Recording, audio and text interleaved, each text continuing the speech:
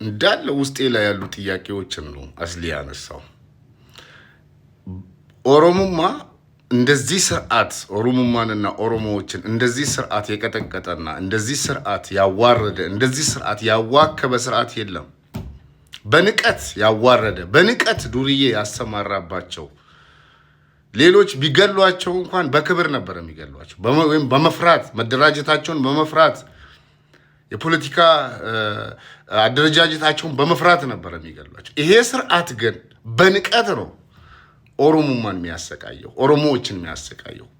ሰሞኑን ሁላችሁም እንዳንድ ኢትዮጵያዊ ዝም ብላችሁ ካያችሁ አምቦ አካባቢ 120 አባል የሚባሉ የሽፍታ ግሩፕ አደራጅቶ አጫሉ ሁንዴሳን የገደሉ ግሩፖችን በአምቦ ህዝብ ላይ አሰማርተው ወንድ ወጣቶች ይደፈራሉ። የጀዋር መሐመድን ፖስቶች ገብታችሁ እዩ።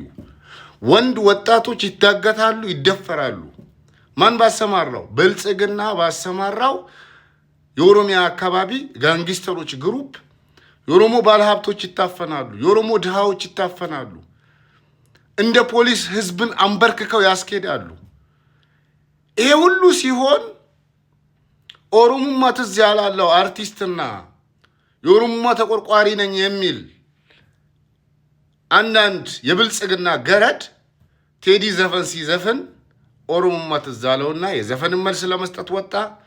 አንዳንድ ነገሮችንም ለማድረግ ሞከረ። አስሊ ትክክለኛ ነገሮችን ነው የተናገረው። ወላሂ ሳስበው የነበረው ለመናገር ሲከብደኝ የነበረውን ነገር ነው የተናገረው።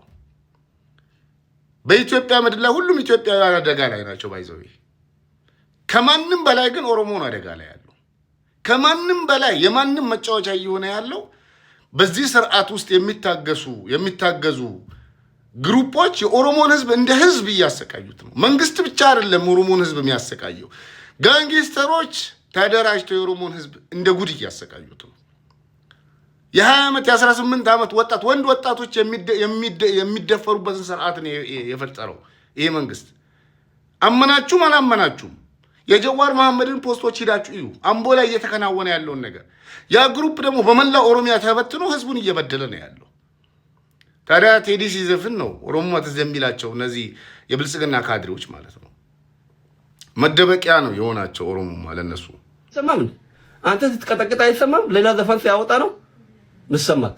እሺ አንተ ስትገል ኦሮሞማ ስትደጋም ስትገል ስትጨፈጭፍ ስታስር ስትዘርፍ አይሰማም?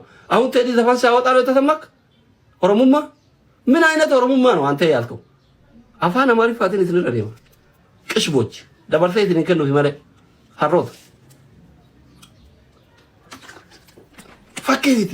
ፈኬዛ ከነ ደደምኒ አኒ ፈኬዛ እናንተው ጃለተ ጅብቴ ፈኬዛ እናንተው አይመችኝ ፈኬዙን ጃለከው ኦሶ እዚ ወሊጋልተ ቀባተኒ ወልሁበተኒ ወልቁሰተኒ ወልጎርፈተኒ ምናምን ጀተኒ ኖ ፕሮብሌም በቃ እዚ ራህመተ ወሊ ቀምነቲ ማል ጎራ ፈኬዛ እዚ ወጂና ማል ጎራ ግራ የገባኝ ከና ወኔ አፋን ቀበደ ዋን ደገሩ አበ ጨለሰፍ ከናበር ኮን ካኒ ራህመተ ቀቡ ካን ጎረ ይሩ ካኒ ራህመተ ቀቡ ከቀቡ ያር ከቀቡ ካኒ ራህመተ ጅዱ ለፈት ምስኪን አዱ ምስኪኒ አባ ዳቤ ካና ካናት ዳጋሙ ደራራ ምስኪነቲ ማለ ደራራ ወራ አን ጎረ ጅሩቲ ፊ ወራ ቀዌ ቀቡ ዘቲ ኑቲ ረከታ ወጂን ጅራ ከረከታ ረክሱ ምስኪና ዋታ ካርካን ቀም ረክሱ ሲገለ አኒ ዲንክ የዲነ ነው ምስኪና ረክሱት ዲነ ህየ ተረክሱት ዲንክ የዳበታኝ ጁራ አፋን ፈደ ሃዱበቱ ነመ ምስኪና ረክሱ ዲን